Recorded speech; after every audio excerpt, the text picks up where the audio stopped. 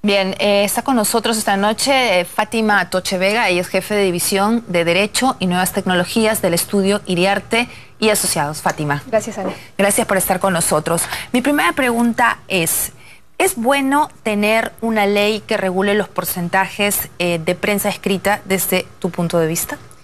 Bueno, yo creo que es un tema abierto al debate. Okay. Ya hay una regulación para radio y televisión, con porcentajes específicamente planteados en la norma. ¿Por qué? ¿Por qué? Porque las frecuencias, tanto para radio como para televisión, son un recurso escaso y limitado. Es decir, puede llegar un momento en el que ya no haya recurso suficiente de frecuencias para otorgar a los que quieran explotarlas.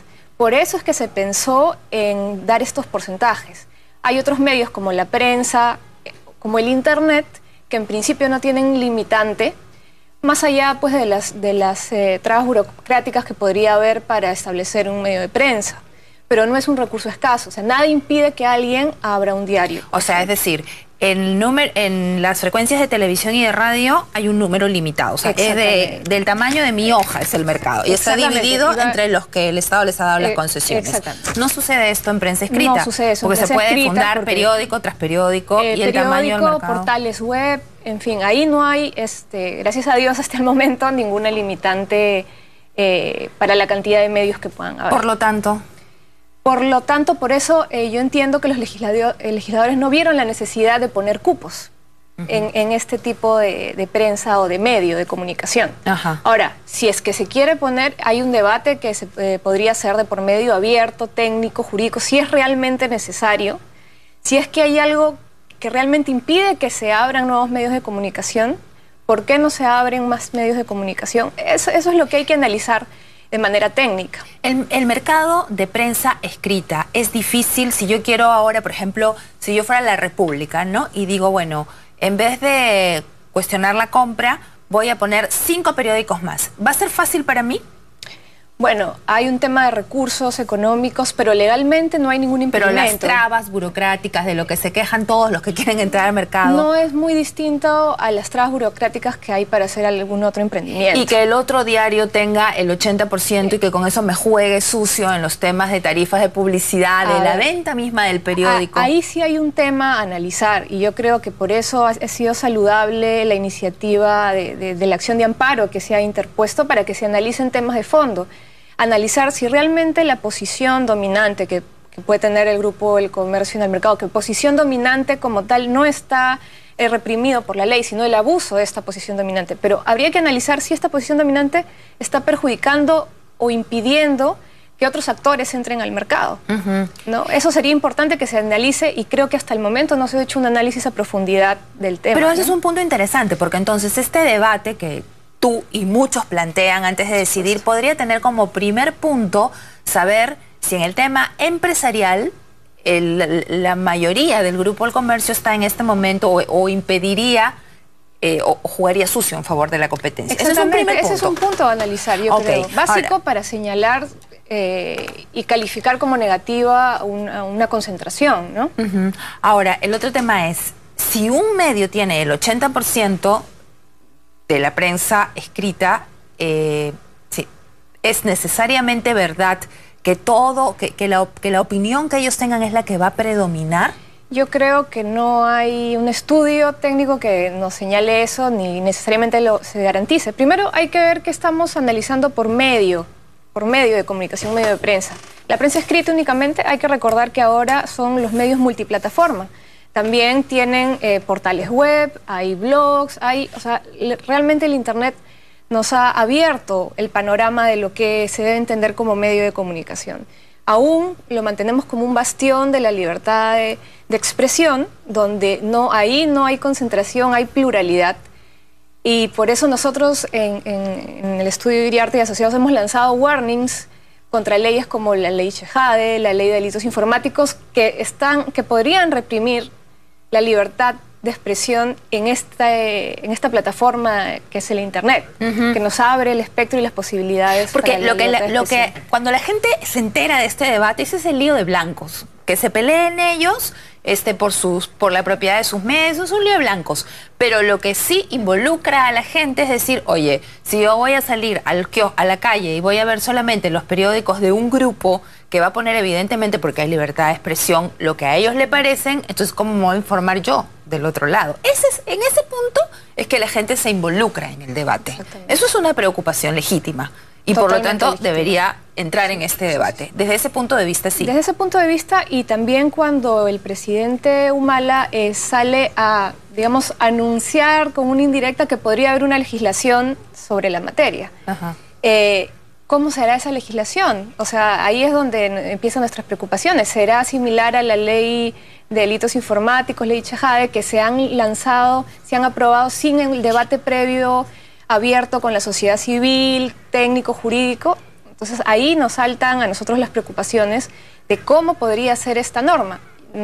Particularmente yo considero que jurídicamente ya hay elementos, hay mecanismos para analizar este tema. También tenemos un decreto legislativo 1034 que tiene que ver con las prácticas y conductas anticompetitivas. En el marco de esa norma se podría analizar si es que lo que está pasando con el grupo del comercio es perjudicial. O es ilegal. O es ilegal, que es lo ¿no? que más o menos están aludiendo. Entonces, los que quieren. Este tipo de análisis de conductas anticompetitivas requieren unos análisis técnicos profundos que toman un tiempo, se tiene que analizar bien el mercado y ver el impacto de estas concentraciones. Ahora, Fátima, he leído acá en la entrevista a un profesor de la Universidad del Pacífico que dice dos cosas importantes. Hay esta ley que regula los porcentajes en otros países, con incluso economías más abiertas que la nuestra. Pero también dice otra cosa importante. Han sido, digamos, dadas en función al bienestar general, o sea, de acuerdo a la realidad de cada país, ¿no es cierto? Entonces, ¿crees tú que este debate que nosotros estamos viendo está teniendo en cuenta la realidad o está solamente centrado en este pleitito?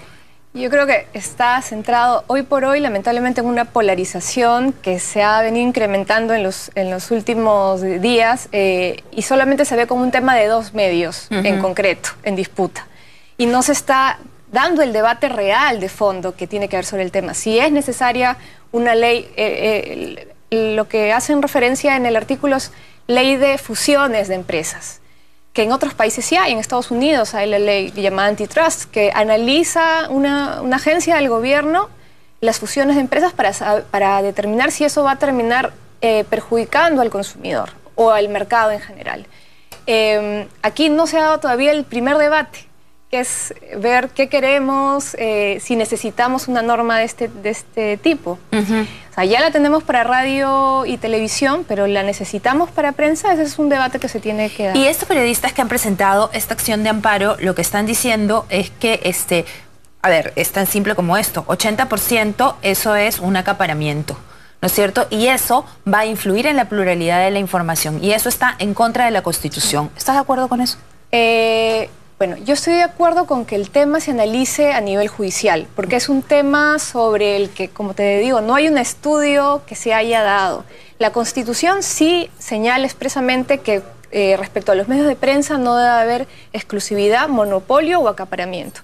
Pero sabes que la Constitución es la norma madre y tiene leyes que la regulan, que explicitan los principios que están en la Constitución.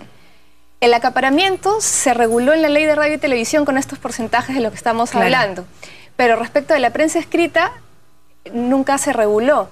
Y el acaparamiento ya como un término incluso legal, y lo señalan en la acción de amparo, incluso los que lo han planteado, ya quedó vacío. No tenemos ninguna legislación que defina qué es el acaparamiento. Claro, ¿cuál porcentaje es acaparamiento? Exactamente. 80, 70, de repente 60. Hay un 80% y eso no necesariamente tiene que implicar que no haya pluralidad. A eso me refiero. Entonces, claro. Se tiene que hacer un análisis del caso concreto para determinar si hay una afectación, si no hay pluralidad y si está afectando al mercado.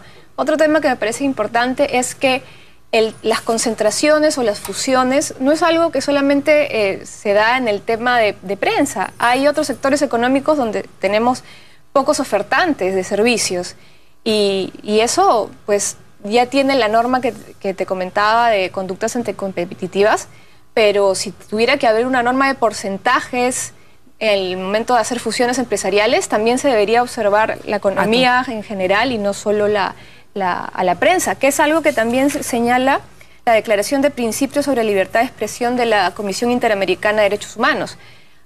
Señala que los medios de prensa pueden estar sujetos a leyes antimonopólicas, pero no solo los medios de prensa, sino la economía en general, sí. Claro. Los actores de la economía. Es que creo que uno de los temores que hay aquí también es, digamos, si se va a hablar sobre el tema de prensa escrita, entonces que se hable pues de telefonía, que se hable de la cerveza, que se hable de los lácteos. Entonces eso abre todo Ahora, tampoco podemos llegar al facilismo de decir que la prensa se puede equiparar necesariamente a cualquier... No, tampoco es así, no es lo mismo, pues. Pero se tiene que ver de manera integral el problema, ¿no? Claro, porque pues no es lo mismo, el mercado tampoco se comporta de la misma manera, ¿no? Hay gente directamente... Por eso los análisis de conductas anticompetitivas son estudios sobre el sector en concreto. ¿Y a ti te parece que el Congreso es el lugar, como ha planteado el presidente, de debatir?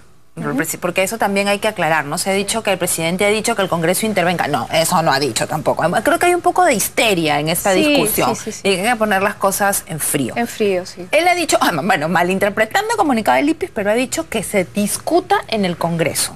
Ya, ¿te parece? A mí me parece que per se siempre es buena un debate en el Congreso sobre los temas, la problemática nacional. Ya. Ahora, lo que a mí me preocupa es los antecedentes de normas que ha sacado el Congreso relacionadas a libertades, por ejemplo, en Internet. Ya te comentaba, la ley de delitos informáticos, la ley Chejade. Entonces son normas que casi que ni se han debatido, han salido sin tener un debate con la sociedad civil previo, sin el análisis, y al final el gobierno ha tenido que dar marcha atrás. O se están dando movimientos para dar marcha atrás. Entonces, eso es lo que me preocupa, ¿no? Que si van a seguir la misma línea, ¿cómo podría salir esta norma luego del debate en el Congreso, ¿no? Entonces hay que estar alertas. Claro, pero digamos, en principio debatir sí. El debate es bienvenido en el Congreso, en las universidades, es un tema que se debería hablar, la sociedad civil debería pronunciarse. Yo creo que es algo que nos concierne a todos. ¿A ti te parece bien que el presidente se haya pronunciado como lo hizo, diciendo que era un pulpo, etcétera, de esta manera sobre este caso? Definitivamente me parece que no es una forma en la que un presidente debería expresarse de un tema que incluso está judicializado. Porque de todas formas, la opinión del presidente no es cualquier opinión. Claro. No es una opinión cualquiera, eso no lo podemos negar. Y puede influir. Fátima, aquí hay Indecopi. O sea, aquí hay, como estamos, los mecanismos para regular el mercado. ¿Por qué ahora no nos parece suficiente, o a algunos no les parece suficiente, que hay Indecopi, que son esos colegas que han presentado el amparo? ¿Qué crees tú? Yo sí considero, y lo dije en un artículo que circulamos por internet, es que sí están los mecanismos. Sí están los mecanismos. Ir por la vía de Indecopi es un camino largo.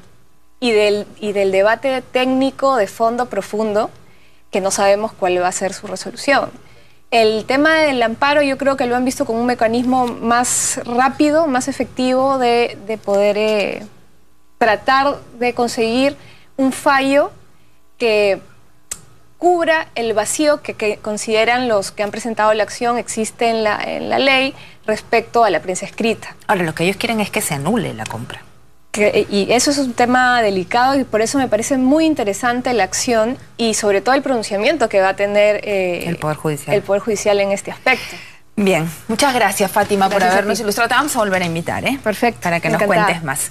El Cuerpo General de Bomberos descartó una crisis y se aseguró que se ejecutó casi el 100% de presupuesto en el año 2013. Además, se anunciaron mejoras para la institución. El informe es de Vivian Navarro.